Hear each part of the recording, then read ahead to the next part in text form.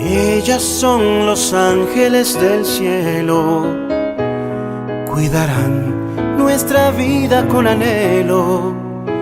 Ellas reviven la esperanza cada día, siembran luceros para no perder la vía.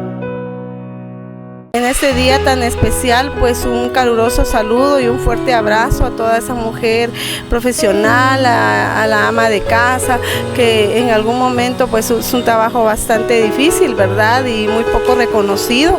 Pues en este día que la pasen súper bien al lado de sus hijos, de su familia, y que el Señor las bendiga. Felicitar a todas las madres y desearles un lindo día, que se la pasen muy bien.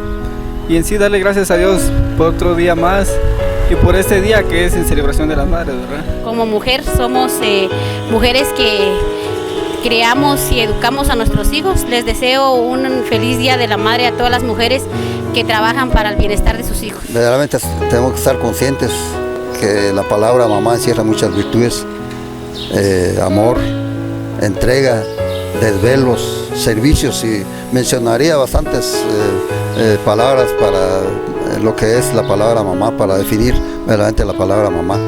Y Dios es grande y maravilloso, que nos ha hecho de ser dignas, ser madres, porque ser madres no es tan fácil. Felicito a todas las madres del mundo entero, a las madres que quizás están afrontando problemas, enfermedades, que quizás tienen dificultades, pero sabemos que nuestra Madre Santísima siempre está con nosotras.